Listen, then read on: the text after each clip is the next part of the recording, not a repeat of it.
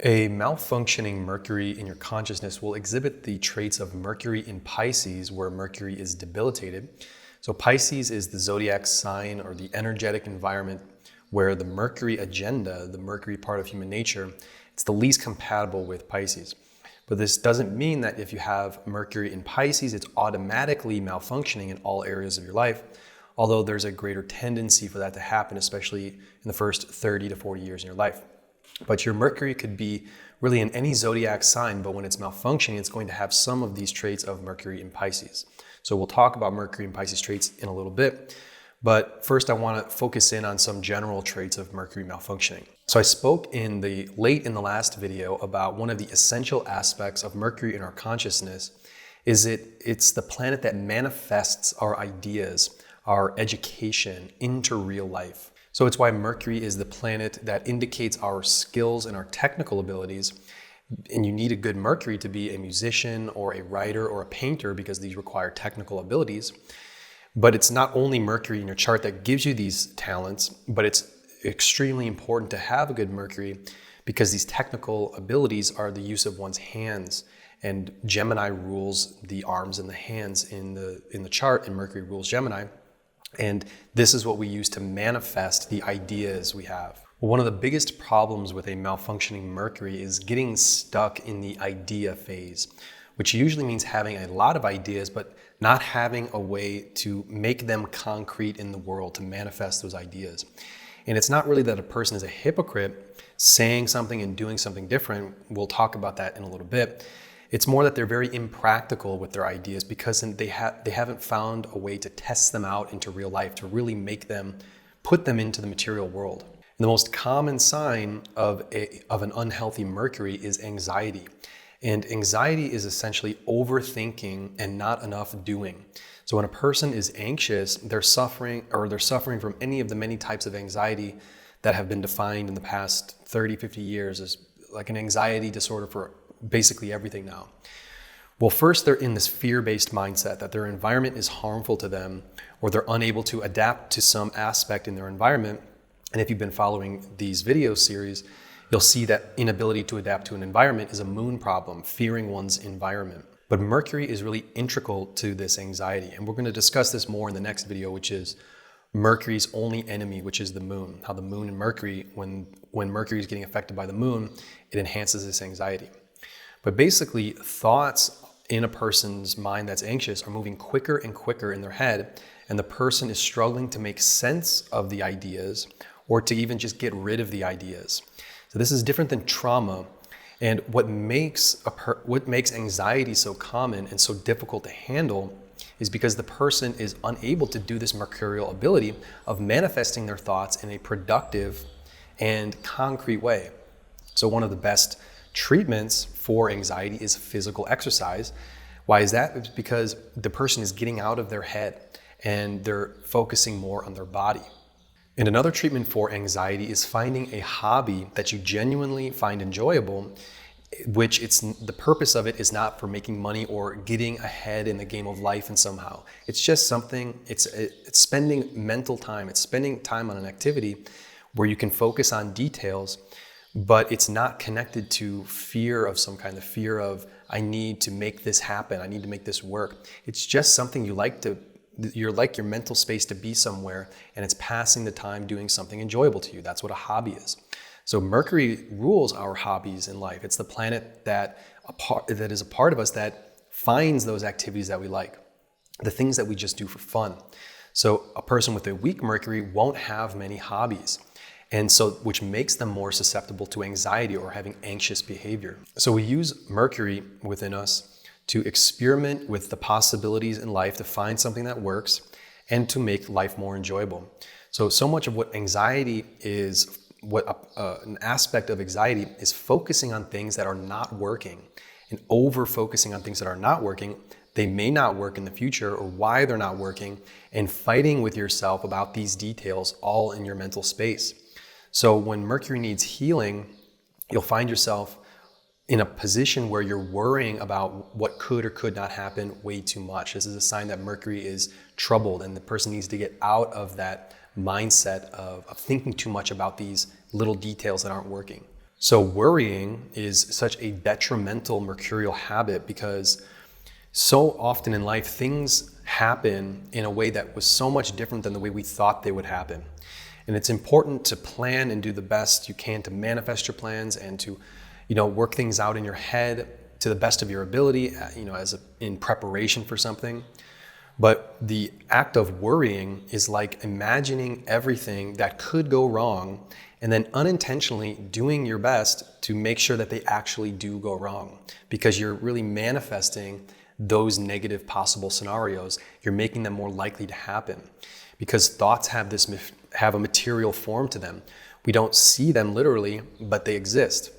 So worrying is a sign that the person isn't trusting their ability to make things work in their life.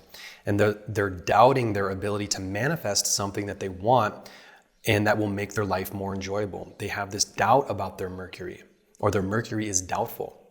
And this is a very unfortunate and very common mercurial problem. So there's a good phrase that everything works out in the end, and if it hasn't worked out, it's not the end. So that's kind of a coping mechanism, but there's truth to it. But a more practical way, a person that, if they're having a problem of worrying, a more practical way to get out of that is to learn to trust their ability to make life work. Learn to trust in your ability to manifest what you want in your life. This is the fundamental job of Mercury. And doing your best to manifest and making your desires happen, to make life work. And so it comes back to, trusting yourself and I'm going to make this work. So the sage Gemini describes Gemini, Mercury sign. One of the words he describes it is density. And go back and review my video on Gemini Svamsha, or on Gemini Svamsha, the Gemini system of astrology, and to see a more in-depth description of Gemini. But what density means is that the person is very dense in their thoughts, and they have this mental density, but not in the sense that they're stupid. We say when a person is dense, they're thick, or they don't have many thoughts. That's kind of how that word is used. But density meaning that they have too many ideas packed into this one place, into their head, and they're simultaneously not able to get those ideas out.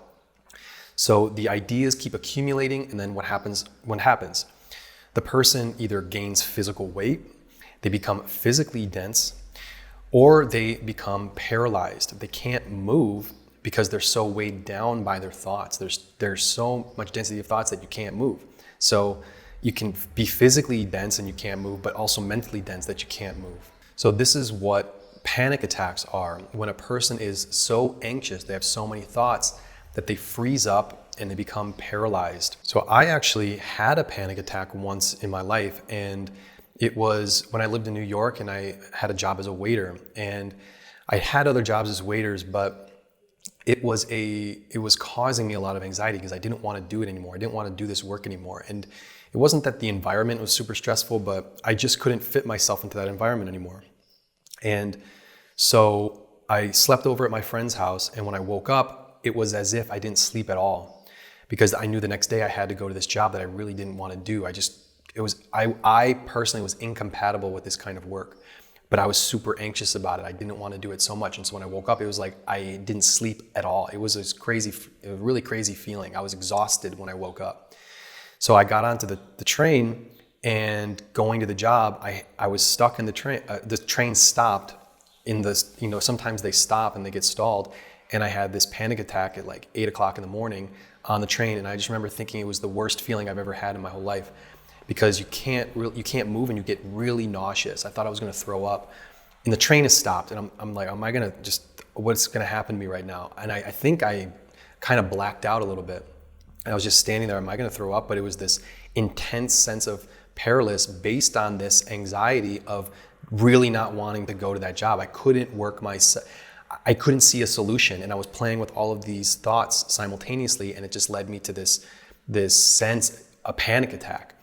And how I got out of it was I went to work, I did my job, but I resolved myself to say I will do anything except jobs as a waiter. I'll live on the street and I'll drink water out of puddles. I'll be homeless. I'll do anything, but I won't do that. So I had to manifest my life in a different way. I didn't end up becoming homeless. I ended up finding another job that was great at the botanical gardens, where it was a different environment altogether. But the panic attack was coming from this place that I thought that I couldn't do anything. I felt paralyzed and I was stuck and I had panic, this intense anxiety. But I found my way out of it. I resolved to find a better way to live my life, find a new opportunity, try a different possibility with kind of this extreme motivation to do that. So there's always a way out, and you have to trust in yourself to find a way out of a situation that you don't want to be in, rather than just being nervous and anxious about something that you feel like you can't resolve in that moment. You know, it takes a trust in yourself to be able to find something better in life. And that's what a good Mercury does. It's able to say, I can make life work and I'm going to make life work. How am I going to do it? Well, let's try out different things. And you have to trust yourself to be able to do that. So another common mercurial problem is disorganization. And so mental and of course physical disorganization, living in a disorganized place. And what this is this inability to compartmentalize areas in your life, to be able to deal with certain ideas when it's time to deal with those ideas, and then setting that subject in your head, setting it aside and working on another idea, etc. So compartmentalization. A weak Mercury isn't able to group and manage thoughts and topics in their head in an organized way. So what happens is that they get really jumbled in their head. They jump from idea to idea or one subject from another in a very unclear and hazy way. They don't finish thoughts, or they move on to something else without resolving that thought pattern. So some people can think really fast. They're very witty and they can think on their feet, and that's actually a sign of a very strong Mercury, being a witty person.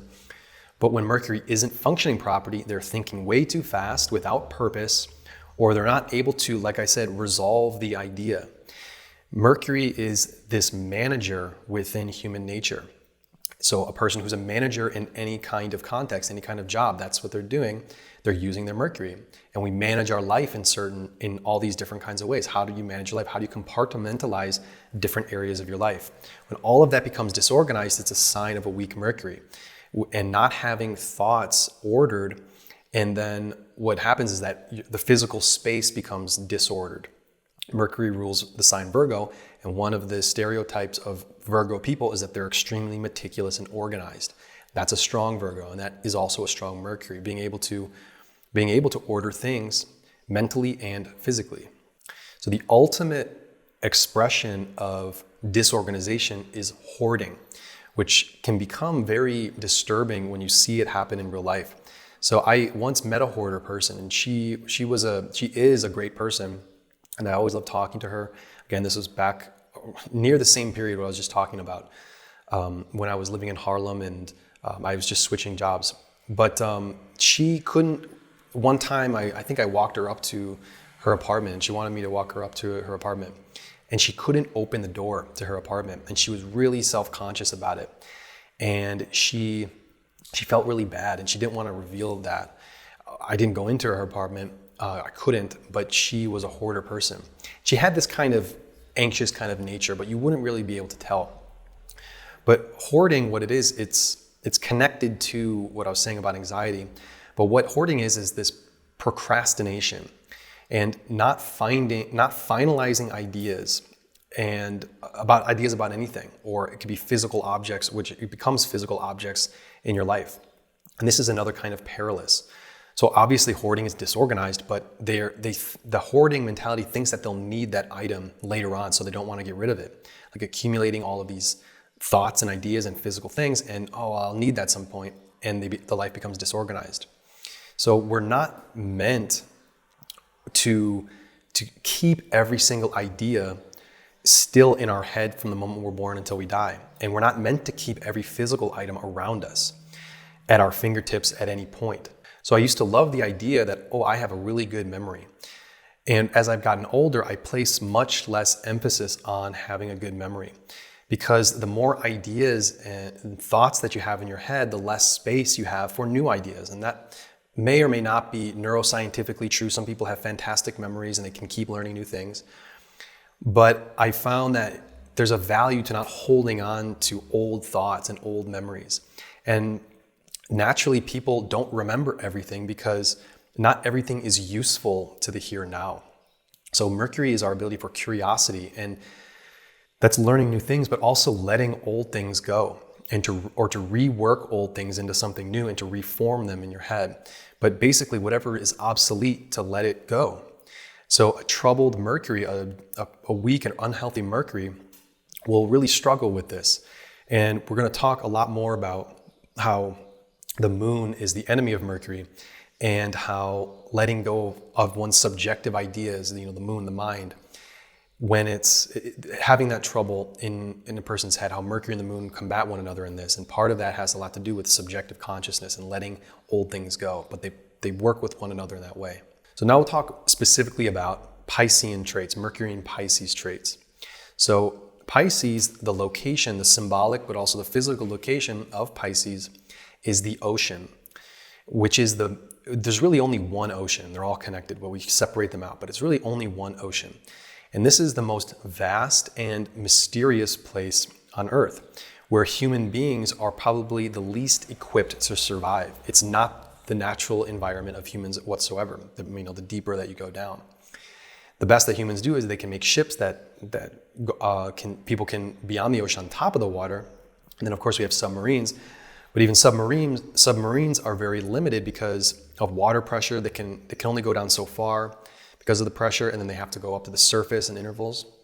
But when it comes to the ocean, the best that we can do with the ocean is surrender to it, to its power and to its might. I mean, an adult human male, the strongest person you can imagine, can go into the ocean and get tossed around and whipped around by the waves, and just think about how powerful waves can be. Even the biggest human beings, they get thrown around like a little toy if they really try to fight the ocean. So symbolically, what this means is that we're surrendering to a higher power and the vastness of the universe. That's what Pisces does. Like, we're surrendering to and respecting the power of the ocean. So Pisces is also this abstract, it's the sign of the abstract world, what lies underneath the surface, this dark and mysterious area of our psyche.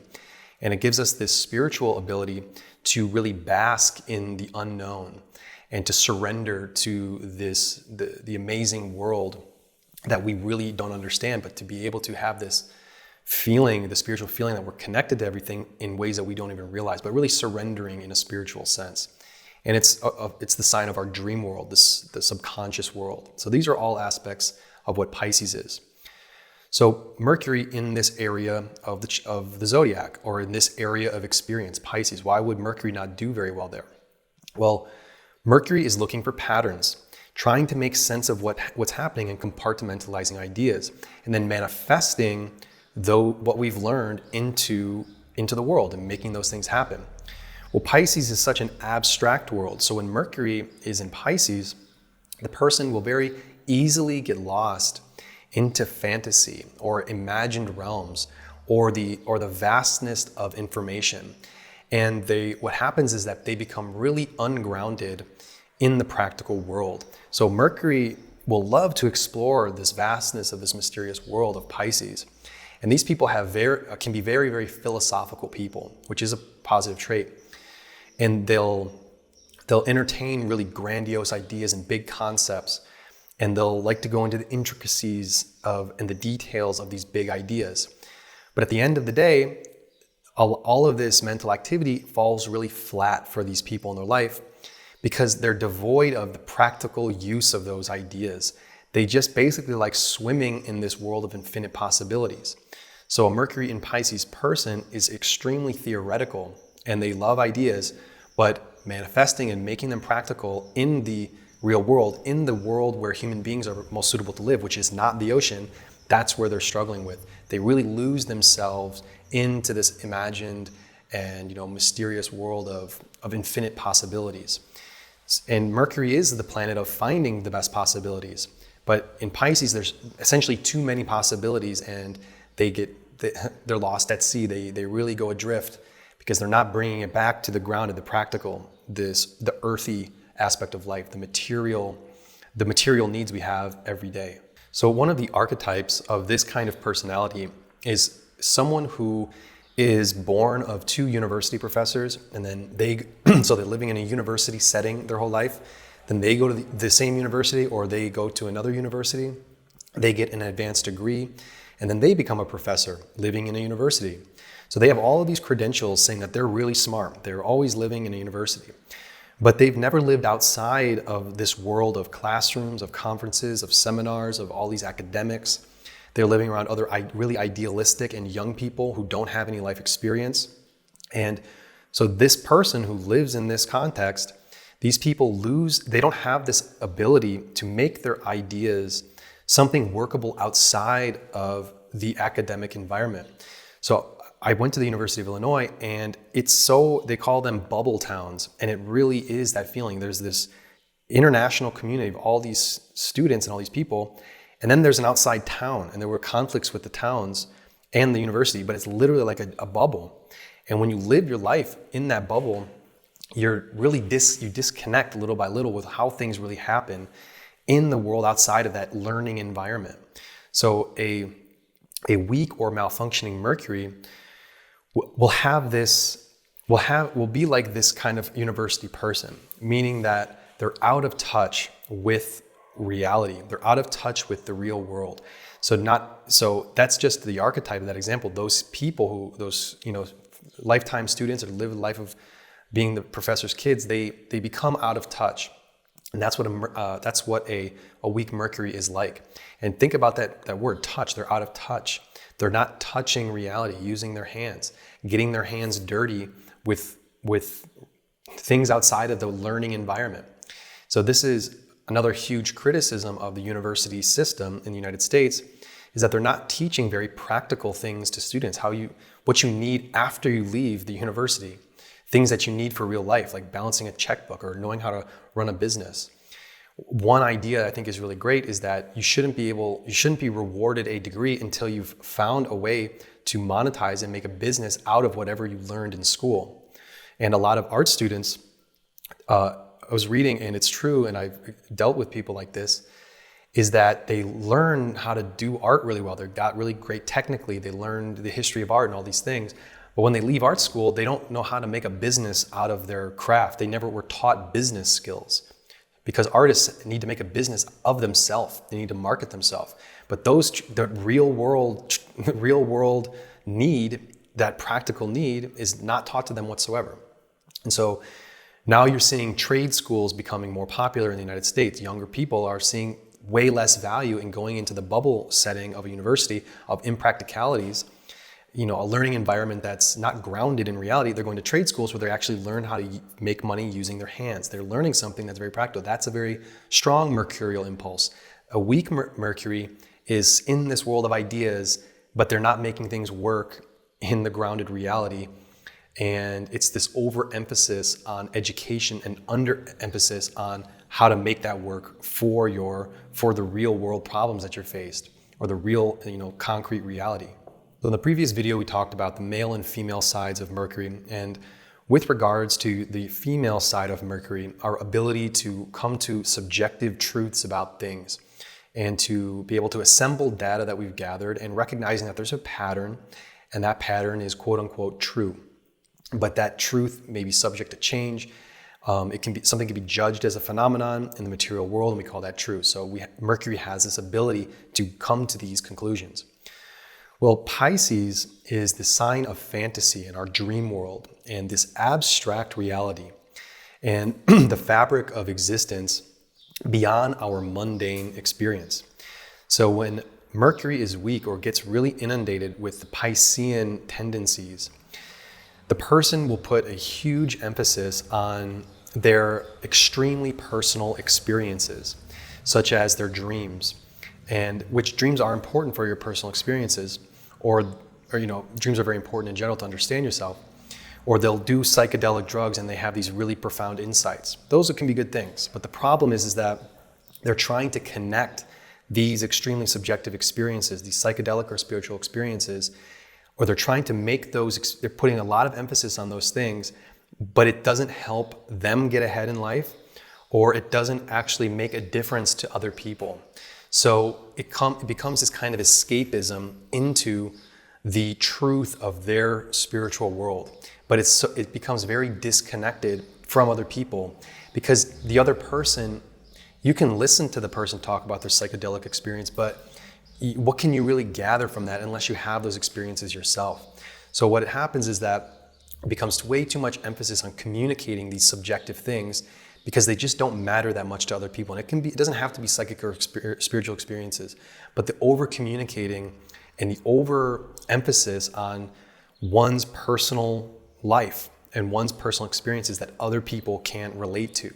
So that's a problem for Mercury, not being able to find common ground with other people, either, especially in friendships, but in other people in general, because there's way too much emphasis on this, vast subjective experience, this Piscean world of our subconscious and our dreams and, spiritual experiences. So you'll see people with an unhealthy Mercury, they like to use big terms. They throw around jargon or have these big concepts. They'll get into the minutia of these concepts, and things may work out really theoretically, but you'll see them have this trouble communicating in layman's terms what they're talking about. And they'll be very unrealistic or very idealistic. So really the bottom line of an unhealthy Mercury is this inability or a very diminished capacity to manifest what's in their mind so that other people can relate to it. That's what the point of language is, so that people can understand what you're talking about. A weak Mercury, a lot of times they'll think they're making a ton of sense, but you'll see people looking at them with their mouth open like, what did you even just say? They're not formulating what they want to express very simply and easy for people who are not them to understand. And they have this overemphasis on their intelligence, and they're very cerebral, but the difficulty really is making the rubber meet the road. That expression of making things real and making things matter in real life to other people. So they can have this tendency towards utopian things, and also really separating fantasy from reality. Not really, it's too much of a blend between their fantasies and what's real. So you don't necessarily need to have Mercury in Pisces to be like this, but you'll see a very weak Mercury consciousness in a person. What they do is they're very prone to exaggeration and telling tall tales and really blending fact and fiction, or bending the truth and bending facts to suit their subjective idea. So one of the extremely common archetypes of Mercury is the trickster archetype, and the actor who you can't tell if they're still acting or not. Well, as you could probably guess, Mercury is, when it becomes unhealthy, it's the planet of liars and the planet of lying, but not always in the maniacal sense that they have this malicious intent in their heart, that they just want to screw people over. Mercury is a part of that, but it's not always the evil liar type. So remember that in a chart, a planet can be very strong, but expressed very unhealthily. So you could have an exalted Mercury, a really great Mercury, and it's doing well, but it can have unhealthy habits. So an example of this is a very charismatic person. These people are really good at communicating, expressing what they want to say to other people. They win people over. They're very eloquent with their words, and they're very friendly. They're likable. These are all strong Mercury qualities: likability, charisma, having this kind of agreeable sense to them, balancing things out. And these are kind of the qualities of a charismatic person. And so you can notice they have a strong Mercury. This is a mercurial person. But what can happen with very charismatic people is that they really turn that into an advantage and to other people's disadvantage, because they're putting on a surface demeanor that they think that you want to see, playing the role of something, the charismatic salesman. But what they're doing is that they're mixing too much fantasy with reality. They're creating a fantasy world, and they're making you believe that that's the real world, that's the real them. So it ends up with you not knowing whether they're being completely honest or not. And they seem completely honest, but later on you found out that they're pulling your leg. So, in a way, hypocrites, but, bending the truth. They're partially telling white lies, just kind of omitting some important details. This is how charismatic people when their charisma goes in the other direction, in the unhealthy direction, this is what their tendency is. And so this is a fault of an unhealthy Mercury. So these people, their Mercury is very playful, but playful to the extent that it's not grounded in anything real. Like Mercury with the wings on his shoes, they float up and they have these really great airy thoughts, but it's not grounded in reality. So that's an unhealthy Mercury. And so Mercury, it's ruled by the earth element, and that is the concrete world. A strong Mercury is very connected to reality, what's going on. Unhealthy Mercury floats away in their own thoughts and fantasies, and it ends up being expressed as dishonesty. So problem that you'll see with Mercury when it's unhealthy is they're very liberal with the truth. They change what they think is true or what they believe is true on a whim, whatever is suitable to them in a certain situation. And they're playing too much they're too playful when maybe things should be more serious. And they want to adjust what the truth is so that it suits them. So the less, intense of these people, they're a bit too playful with the truth and liberal with the truth. And if you call them out on it, they say, "Oh, I was just joking." Well, if I would have gone along with what you're saying, you wouldn't have been joking. You're testing me. You're trying to see if I believed you. So you'll see them make everything into a joke or nothing serious. This is an unhealthy Mercury. Not everything is supposed to be light and playful. There are some things you should take seriously, and people want to see that you take certain things seriously. But the worst form is when a person was so light, so they can be very tricky, they can be very clever, but the worst expression of this is when they start lying to themselves. So when they're manipulating reality around them and they actually believe what they're doing and manipulating is reality. So this is when Mercury becomes extremely toxic. And when these people really twist things and twist their ideas and twist the truth, and then they start believing their lies. And these people become very innerly confused, although they might not tell you that it becomes a really distorted mental world when you start lying to yourself about what's really happening. And that really comes back, it all comes back to an unhealthy Mercury. And a big trait of it is Mercury in Pisces. Not everyone in Mercury in Pisces is lying to themselves, but it's that quality, as you can see, of getting lost in the fantasy world that you're creating for yourself.